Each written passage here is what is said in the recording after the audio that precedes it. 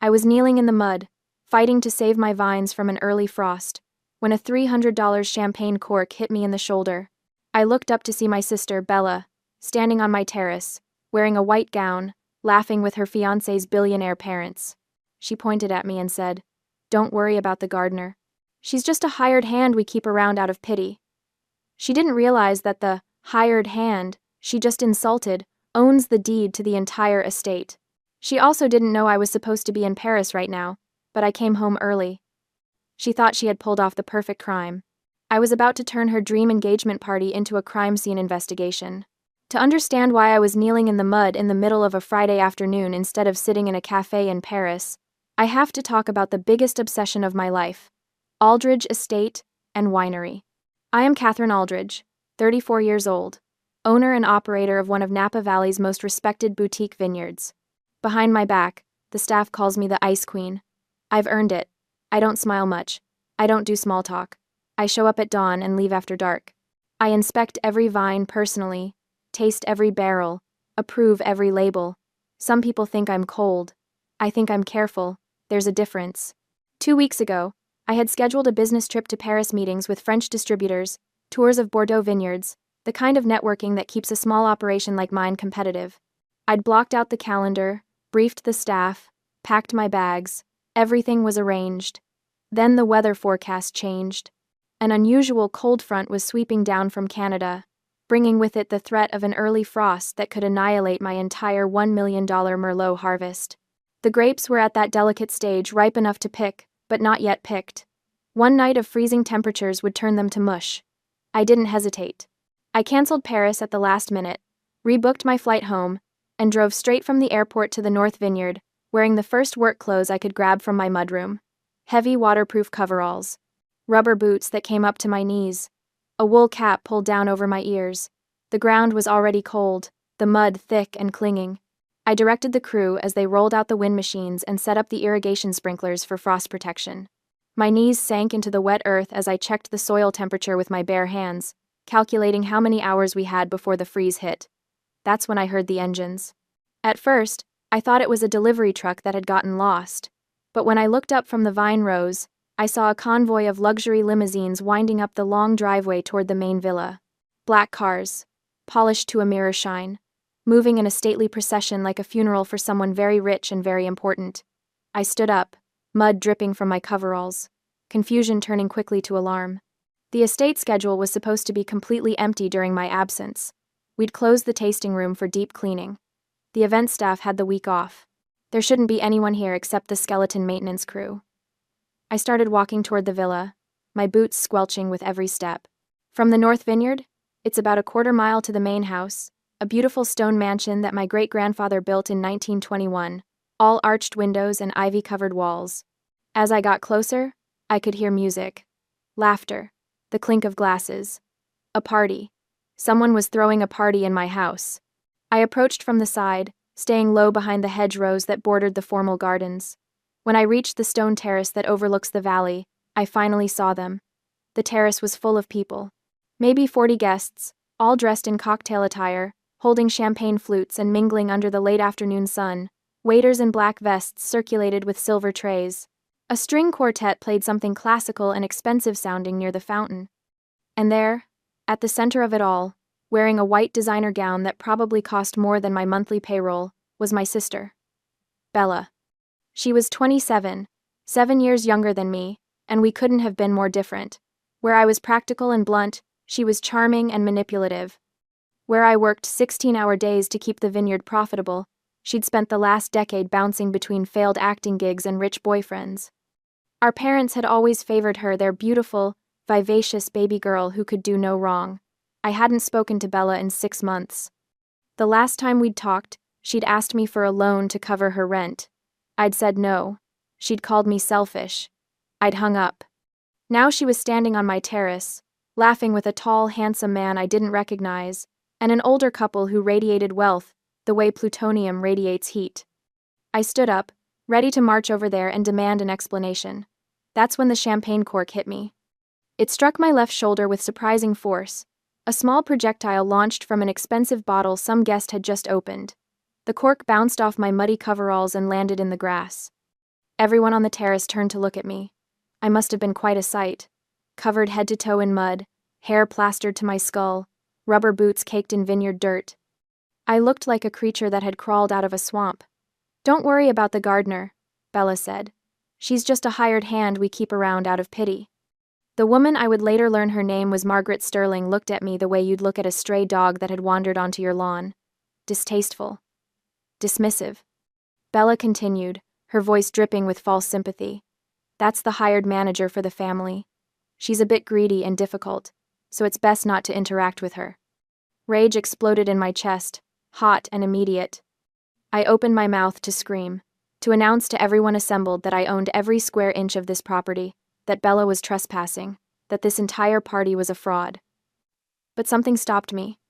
Maybe it was the look on Margaret Sterling's face, that aristocratic disdain, the certainty that I was beneath her notice. Maybe it was the way Bella was watching me, a tiny smirk playing at the corner of her mouth, daring me to make a scene. Or maybe it was the realization that if I confronted her now, in front of all these people, she'd find some way to spin it. She'd cry. She'd claim it was all a misunderstanding. She'd make me look like the villain. So I did something Bella would never expect. I stayed silent. I let them think I was the hired help. I let them believe the lie. I turned away from the terrace and walked slowly around the side of the villa, heading for the staff entrance near the kitchen. Behind me, I heard the party resume, the music and laughter swelling again as if nothing had happened. But everything had happened. Bella had exploited my travel schedule to hijack my property. She'd brought strangers into my home, served them my food and wine, pretended to be someone she wasn't, and she'd done it all while I was supposed to be thousands of miles away, none the wiser. She'd calculated this, planned it, committed to it, and now I was going to make her pay. I slipped through the staff entrance, tracking mud across the tile floor of the service hallway. I needed to get to my office. I needed to understand exactly what was happening here, how Bella had managed to pull this off, and then I needed to destroy her. I made my way down the staff hallway, the narrow corridor lit by fluorescent tubes that hummed overhead. This was the part of the villa that guests never saw the working guts of the estate, all industrial carpet and white-painted walls. I'd walked this corridor 1,000 times, but never like this. Never as an intruder in my own home. My boots left muddy prints on the carpet. Water dripped from my coveralls onto the floor. I didn't care. I was too angry to care about anything except getting answers. The executive office was at the end of the hall, past the supply closets and the employee break room. I pushed open the door without knocking. Sarah looked up from the computer, her eyes going wide. "Miss Aldridge?" Her voice came out as a squeak. "I thought you were in Paris." Sarah Miller was 24, fresh out of hospitality school, and had only been working at Aldridge Estate for 2 weeks. She was eager and competent, but inexperienced. The kind of person who followed instructions without asking too many questions. The kind of person Bella could manipulate. I stood in the doorway, mud dripping onto the polished marble floor of the office, and fixed Sarah with a stare that could freeze wine in the bottle. "Why is there a party at my mansion, Sarah?" She went pale. I thought you approved it. I got an email." "Show me." Her hands shook as she pulled up her inbox and turned the monitor toward me. There it was, sent 3 days ago, from an address that looked almost exactly like mine. Catherine.aldridge@aldridgeestate.com. Almost, but not quite. The real address was Catherine.aldridge@aldridgewinery.com. This one was missing the W in winery. A tiny difference, easily missed by someone who didn't know better. The email read, "Sarah, I approve lending the villa to Bella's family this weekend for free. Please coordinate with the catering staff and open the event spaces as needed. Do not disturb me while I am in Paris. I will not be checking email regularly. Catherine." I read it twice, my jaw tightening with each word. This wasn't just a family misunderstanding. This wasn't Bella getting confused or overstepping boundaries. This was premeditated fraud. Creating a fake email identity to misappropriate property, that's wire fraud, a federal crime. The kind of thing that carries a prison sentence if you're unlucky enough to get caught. Bella had calculated every step. She'd known I'd be out of the country. She'd known Sarah was new and wouldn't question an email that looked official. She'd set up a fake account, sent fraudulent authorization, and then waltzed into my home like she owned it. There was no room for the innocent mistake defense. Not anymore. It's not your fault, I said, and was surprised to hear my voice come out calm, cold. The Ice Queen voice that made staff members straighten their spines and pay attention. You did what you thought you were supposed to do. Sarah looked like she might cry. I'm so sorry, Miss Aldridge. I should have called to confirm. What's done is done. I moved to the desk, tracking mud across the expensive carpet, and picked up the clipboard that held the service request forms. Show me everything they ordered. Sarah handed over the papers with trembling hands. I scanned the list, and my blood pressure spiked with every line item. Kobe, beef tenderloin, $3,200. White truffles, $1,800. Lobster tail, $2,400. A custom 7-tier cake from San Francisco, $1,500.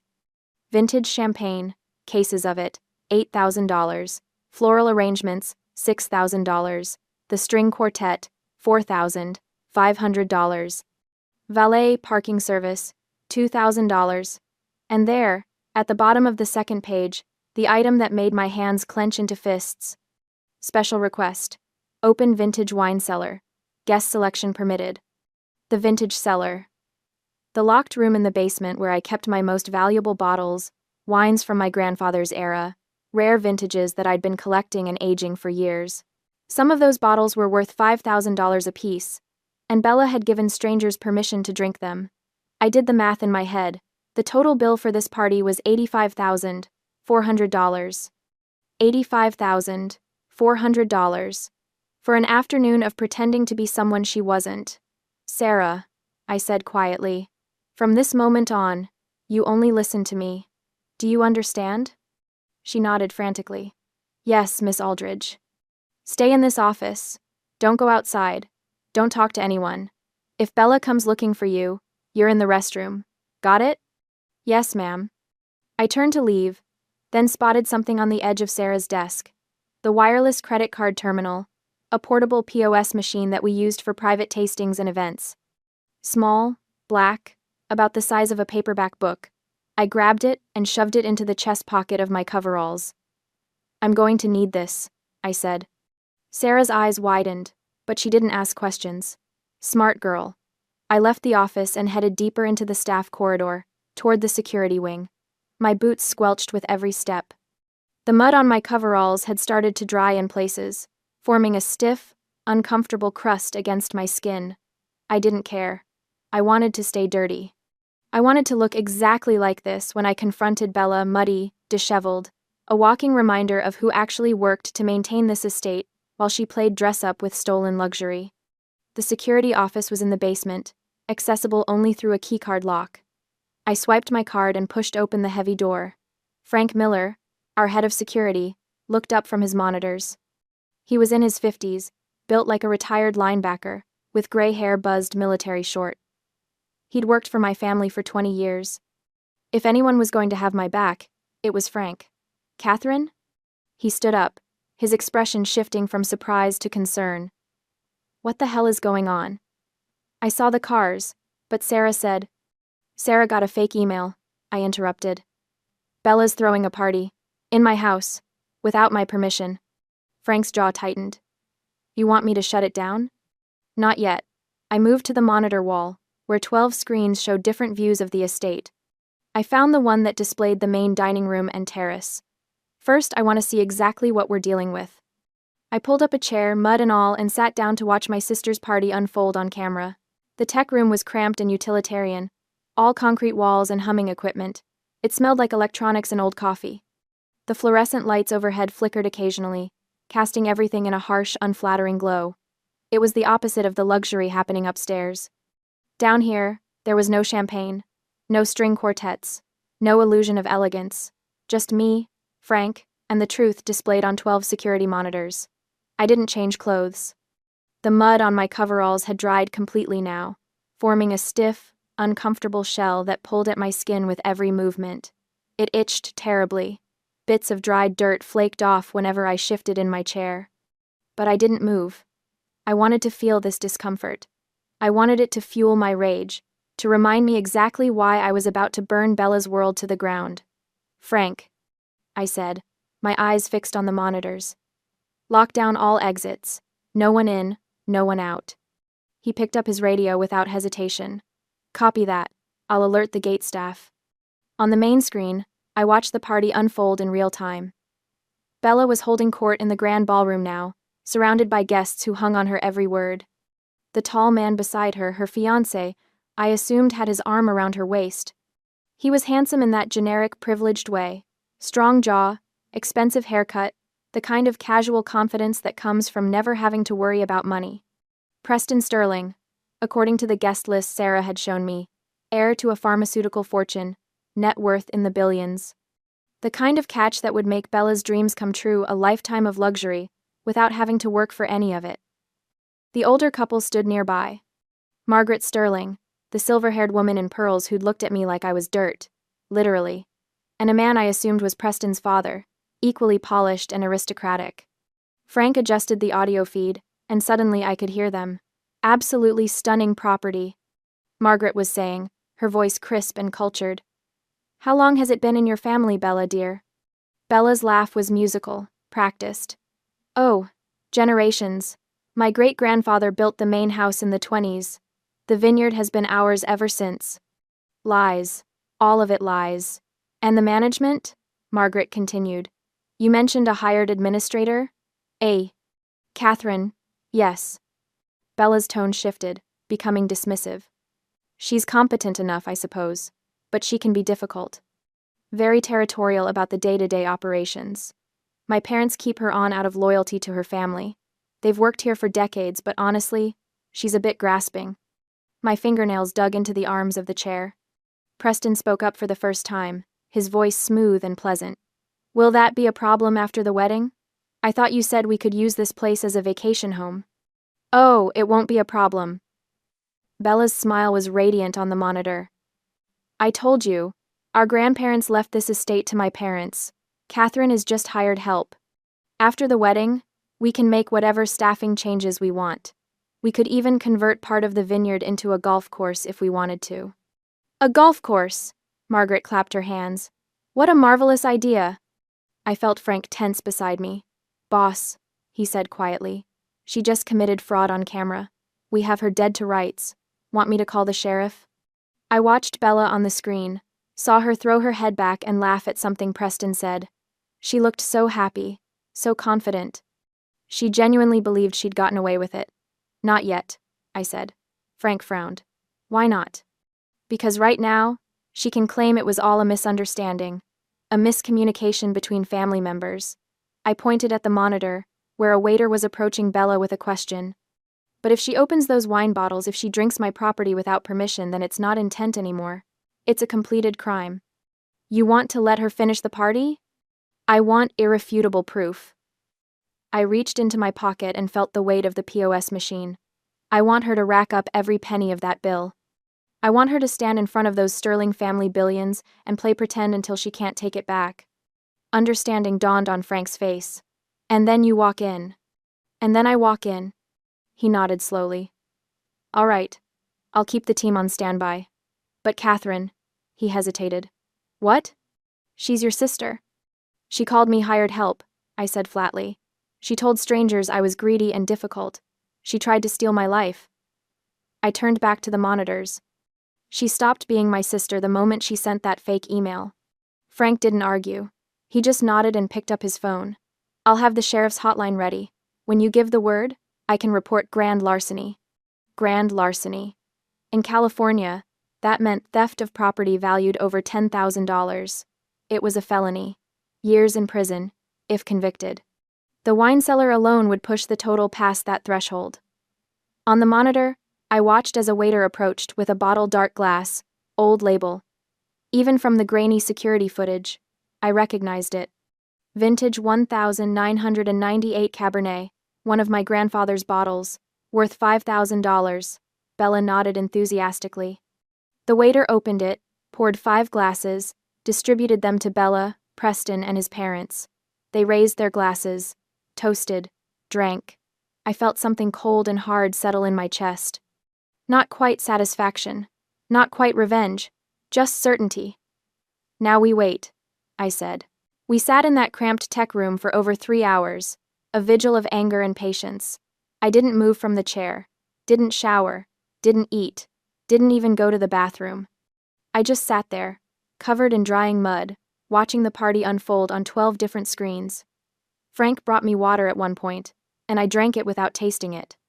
My entire focus was on the monitors, on cataloging every crime, every transgression, every moment of Bella's delusion. As the afternoon light began to fade around 4:30, they opened a second bottle from the vintage cellar. Another $5,000 gone. 45 minutes later, the caterers brought out the Kobe beef, perfectly seared, plated on china I'd inherited from my grandmother. Margaret Sterling declared it divine. By 6 o'clock, Bella was ready to give her speech.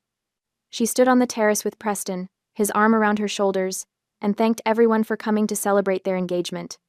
She talked about how excited she was to start this new chapter of her life, how grateful she was to have found a partner who understood her. She didn't mention me once. "This is hard to watch," Frank muttered. I said nothing. The dried mud was cracking on my arms now, falling in tiny flakes onto the floor. My skin underneath felt raw and irritated. I welcomed the discomfort. Let myself feel it. Let it sharpen the edge of my anger into something clean and surgical.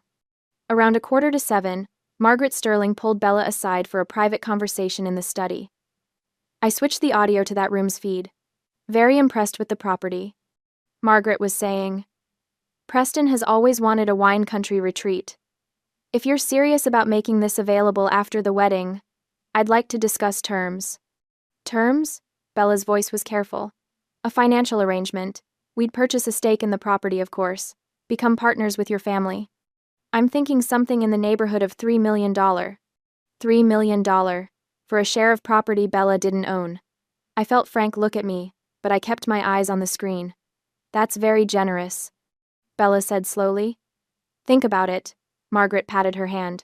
"Talk to your parents. We can have our lawyers draw something up next week." Bella smiled. "I'll definitely discuss it with them." "Good." Margaret stood. "Now shall we rejoin the party? I believe they're about to cut the cake." They left the study. I switched back to the main ballroom feed. "She's going to sell your property to them," Frank said. "That's her game. Use the engagement to gain their trust, then broker a fake real estate deal." "I know. We should stop this now, before it goes any further." "Not yet." He slammed his hand on the desk. "Catherine, this isn't just about the party anymore. She's setting up a con that could land her in federal prison." "Good. She's your sister." I finally looked at him. She stopped being my sister when she decided I was disposable. When she looked at everything I've built and thought she could just take it. I stood up, dried mud raining off my coveralls. "I gave her chances, Frank. I loaned her money. I offered her a job here, real work, with real pay. She turned it down because it wasn't glamorous enough. She wanted the rewards without the effort, and now she's trying to steal them. So you're going to let her commit fraud on camera. I'm going to let her commit every crime she's capable of committing, and then I'm going to make sure she faces every consequence she deserves." Frank was quiet for a long moment. Then he nodded. "All right, your call, boss." On the monitor, the party reached its peak. Guests clustered around as the massive cake was wheeled out, 7 tiers of white fondant and gold leaf, topped with sugar flowers that probably cost more than most people's wedding rings. Bella and Preston stood together, holding the knife, smiling for a photographer I hadn't even noticed until now. They cut the first slice together, fed each other bites, kissed while everyone applauded. The clock on the wall struck 7. 4 hours since the champagne cork had hit my shoulder. 4 hours of watching my sister play pretend in my house with my things. I reached into my pocket and felt the POS machine. The weight of it was reassuring. Solid. Real. "It's time," I said. Frank stood up. "You want the security team?" "Gather them," I said. "But let me enter first. I want them to see me alone." "Understood." I walked to the door, then paused. "Frank? Have that sheriff's hotline ready. If she doesn't cooperate, I'm pressing charges immediately." "Will do." I left the tech room and walked back through the staff corridor, retracing my muddy steps from earlier. But this time, I wasn't hiding. I wasn't sneaking around my own property like a criminal. This time, I was walking toward the main ballroom with purpose. The POS machine sat heavy in my pocket. In my mind, I ran through the numbers one more time. $85,400. Grand larceny. Wire fraud. Trespassing. Impersonation. Bella had built herself a trap out of champagne glasses and lies, and now she was standing in the middle of it, smiling for cameras, dreaming of millions. I was about to spring it.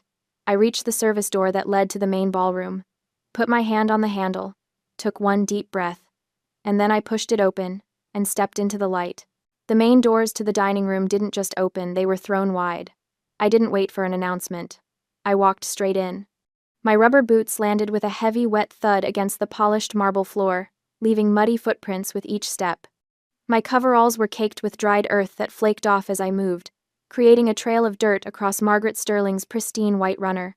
My hair, which I deliberately left wild and tangled, hung in matted clumps around my face. I could feel dried mud cracking on my cheeks when I set my jaw. The contrast was perfect.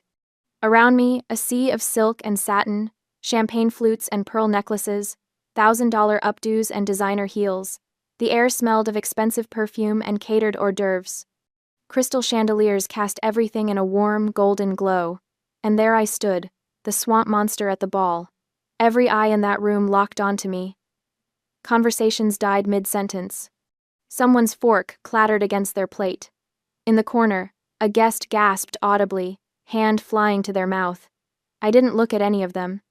My eyes found Margaret Sterling's table in the back corner, the power position, naturally, and I walked straight toward it. Each footstep echoed in the sudden silence. Thud, crunch, thud, crunch. Bella saw me first. She stood so fast her chair scraped backward. You're supposed to be in. I reached past Preston's shoulder, past his untouched plate of herb-crusted salmon, and wrapped my muddy fingers around the neck of the wine bottle, sitting in the center of their table. The vintage 1998 Cabernet Sauvignon.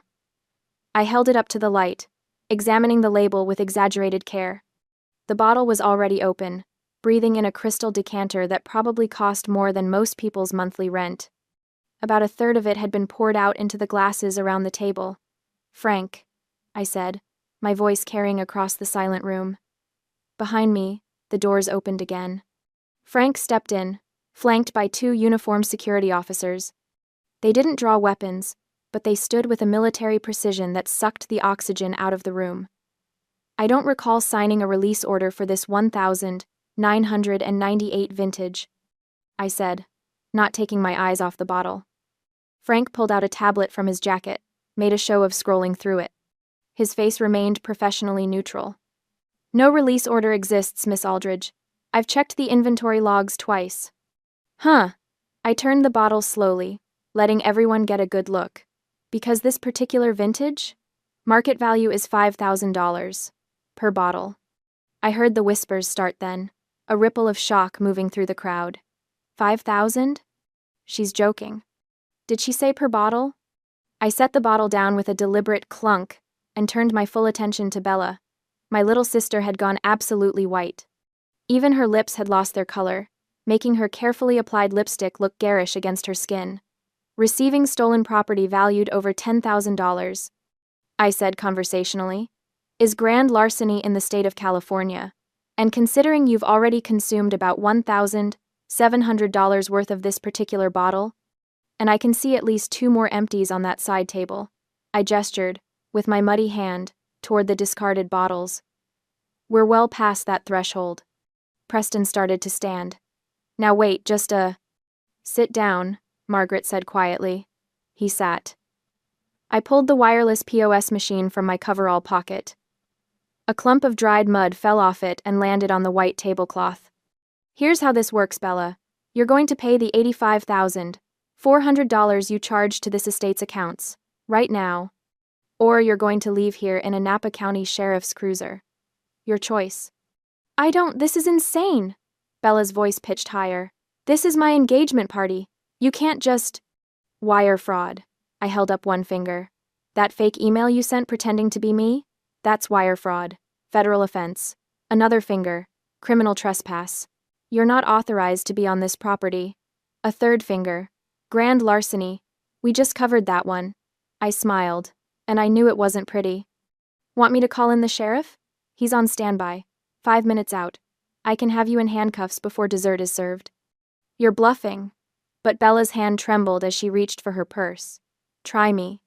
The room had gone so quiet I could hear the ice melting in someone's water glass 3 tables away. Bella pulled out her card with shaking fingers. It was a premium card.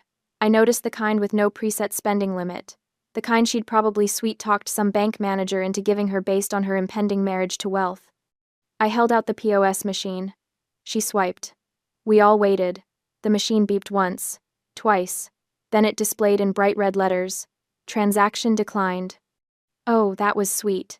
That's not possible, Bella whispered. She grabbed the card back, stared at it like it had personally betrayed her. Try it again. I didn't move. The machine works fine. You want to try another card? I don't have another card. This is Mom?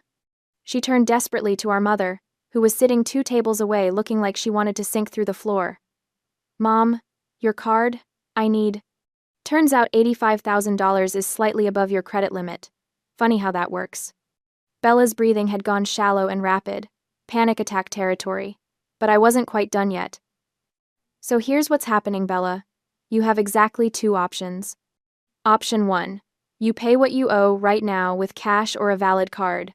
Option 2. I press charges, you get arrested for multiple felonies, and this whole party becomes a crime scene. The champagne stops flowing, the catering gets shut down, and all these lovely people, I gestured around the room, get to watch you do the perp walk in your engagement dress.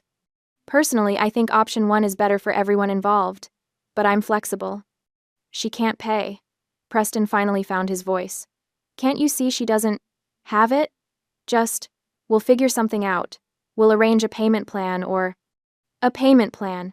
I let the words hang in the air. For stolen goods. That's not how this works, Preston. A chair scraped. Margaret Sterling stood. The entire room seemed to hold its breath.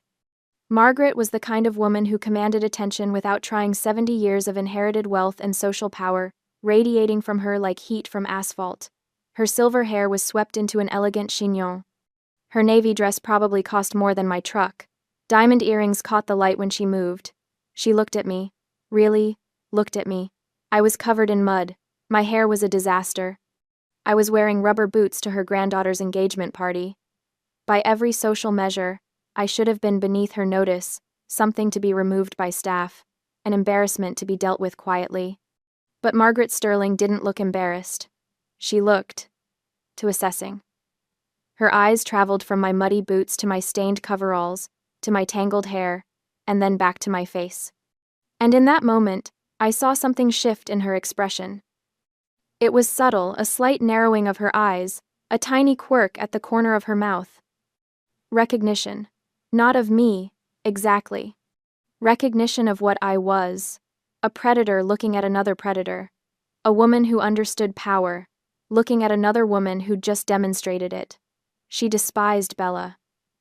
I could see that clearly now. Despised the gold digging, the manipulation, the transparent greed. But me? The woman who'd crashed her grandson's engagement party looking like a swamp creature, who'd backed her future daughter-in-law into a corner with cold precision, who'd chosen public humiliation as a weapon. Me, she respected. Margaret reached into her clutch and pulled out a card.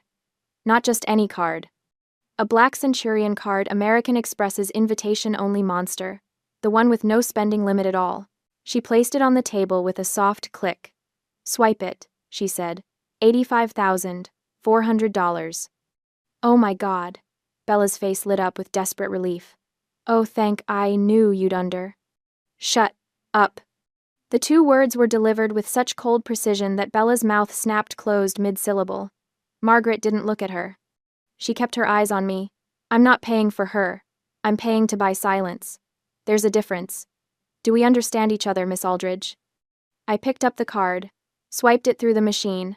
The approval came through in less than 2 seconds. Transaction approved. $85,400. I held out the receipt. Margaret took it, folded it precisely in half, and tucked it into her clutch. Then I did something that surprised even me. I looked at Frank and gave a single, slight shake of my head. His hand moved away from his radio. The police sitting in their cruiser 5 minutes away, ready to roll would stay put. This was done. This was a civil compromise. Money had exchanged hands. The debt was paid. I didn't need my sister in handcuffs and a mugshot. I just needed her, broken. And judging by the way she was trembling, by the tears starting to track through her makeup, by the absolute devastation on her face as she realized what had just happened, that her future mother-in-law had bought her like property, that everyone in this room had just watched her hit rock bottom, I'd succeeded. Margaret turned to face Bella for the first time. My lawyer will arrive tomorrow morning at 9. You will sign every document she places in front of you. You will not argue. You will not negotiate. You will not call your mother or your sister or anyone else for advice. Do you understand? Bella nodded mutely. I asked you a question. Yes, Bella's voice cracked. Yes, I understand. Good. Margaret straightened her already perfect posture. The wedding will proceed as planned. The Sterling name will not be associated with theft or scandal. You will smile. You will be gracious. You will be the perfect daughter-in-law. Her smile was razor-sharp. And you will remember, every single day, exactly how much you cost me. Every text message, every purchase, every decision you make, I will know about it. Consider yourself managed. She turned back to me and extended her hand. I looked down at my muddy palm, then back at her. I don't shake hands when I'm this filthy, I said. Smart woman. Margaret almost smiled. Almost. My son is an idiot, but my lawyer is exceptional. Your wine will be compensated at full market value for today's borrowing. You'll have a check by Monday. That's not necessary. It's not about necessity. It's about doing business properly. She glanced around the room, at all the frozen, staring faces. I suggest everyone return to their dinners. The evening's entertainment has concluded. Like someone had flipped a switch, the room came back to life. Conversations resumed louder than before, buzzing with gossip. The string quartet started playing again. Forks clinked against plates. I looked at Bella one last time. She'd sunk into her chair, her hands covering her face, her shoulders shaking with silent sobs. Preston sat next to her, useless as ever, patting her back with all the effectiveness of a wet paper towel. I scanned the room for my parents. They were standing near the buffet table, frozen. My mother's face was red with fury. My father looked pale. They saw me looking and started to move toward me, my mother's mouth already opening to launch into some lecture about family and forgiveness and how could I do this. Frank, I said quietly, escort Mr. and Mrs. Aldridge off the property. They're no longer welcome at the estate. You can't, my mother started as she got within earshot. I can. I did. Goodbye. Frank moved between us like a wall. Two of his team materialized beside him. My parents had the good sense not to argue, not here, not now, not in front of Margaret Sterling and half of Napa Valley's social elite. I turned and walked back toward the doors, my muddy boots making that heavy, satisfying thud with every step. Behind me, I heard Margaret's voice, clear and carrying. Someone get this girl a proper glass of wine, not the stolen vintage, something appropriate. I smiled as I pushed through the doors into the cool night air. The mud on my clothes wasn't dirt. It was a medal of honor. And I'd just won the war. 6 months later, I am standing in the middle of the North Vineyard, and the world is heavy with fruit. The Merlot grapes hang in thick clusters from the vines, their dark purple skin nearly black in the late afternoon sun. I reach out and cup one cluster in my palm, feeling the weight of it, the firmness. Perfect. Another week and we'll start the harvest. Thanks to my decision to come back early that Friday to prioritize the vines over a fake Paris trip, we saved the entire crop. The irrigation system that needed emergency adjustment, the pest situation that required immediate intervention, the weather pattern that would have been catastrophic if left unmanaged for another 3 days, all handled. All saved. The financial damage from that decision? About $800 in lost deposits for the Paris hotel, and a few hundred more for the canceled first-class ticket. The financial gain? This harvest alone will generate close to $500,000 in revenue once bottled and distributed. I'm pretty good at math. That's a favorable exchange rate. A breeze moves through the vineyard, rustling the leaves, carrying the sweet, sharp smell of ripening grapes. My boots clean this time, practical work boots instead of the rubber monstrosities from that night crunch on the gravel path between rows. The sun is warm on my shoulders. The sky is that particular shade of California blue that makes you understand why people pay millions for property here. My phone buzzes. I pull it out and see a text from Frank. Sterling wedding photos hit the social media today. Thought you might want to know. I don't need to look at them. I already know exactly what they show.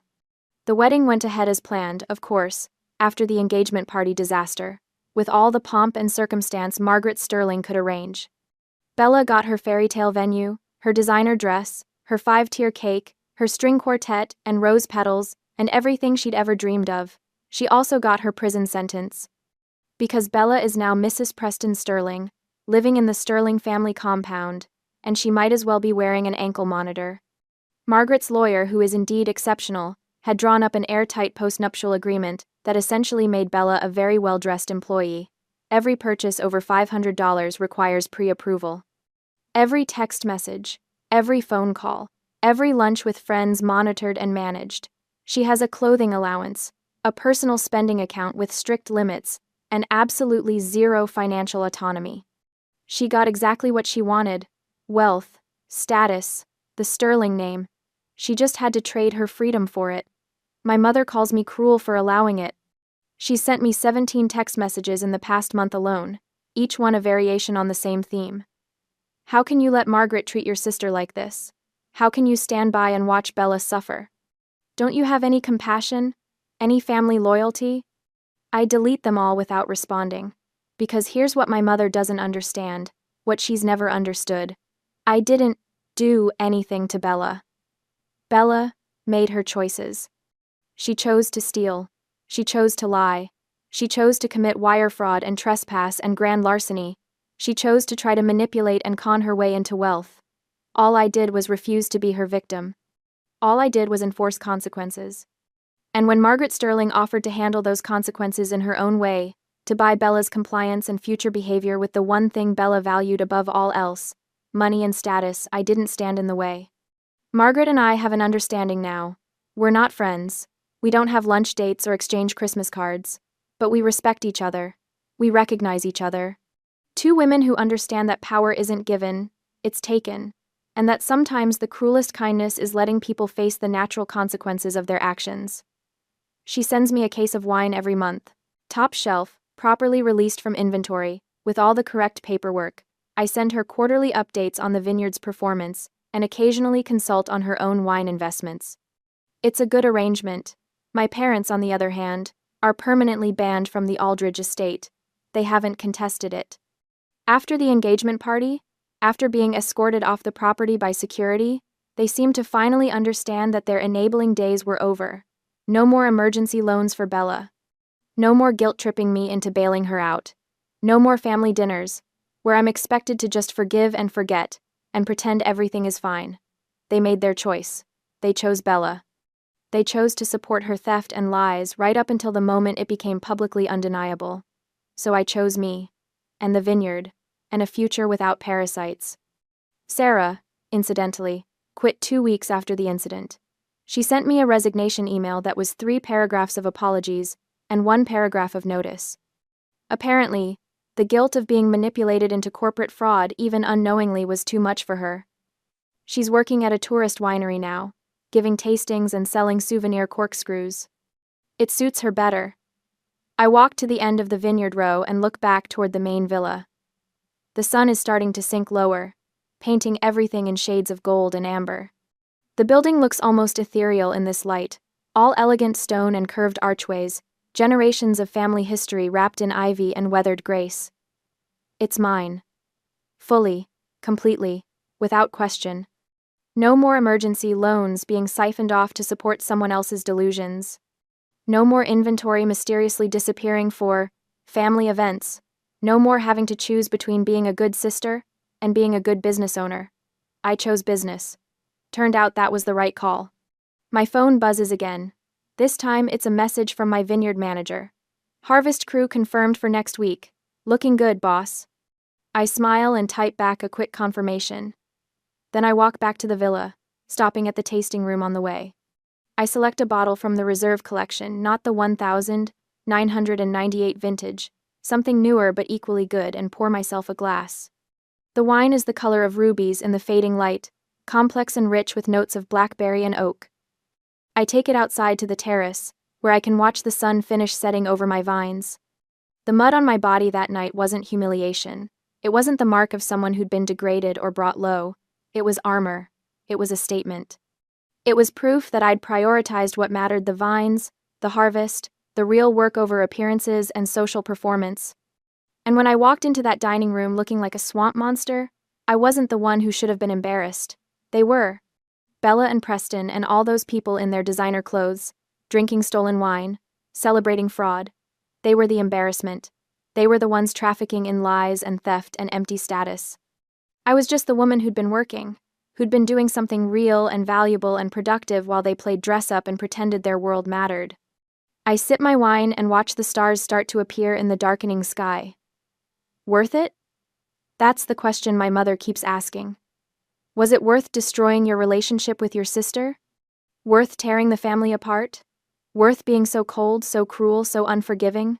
Here's my answer. Look at my vineyard. Look at my harvest. Look at my business thriving and growing and succeeding. Look at me standing here, debt-free, parasite-free, free.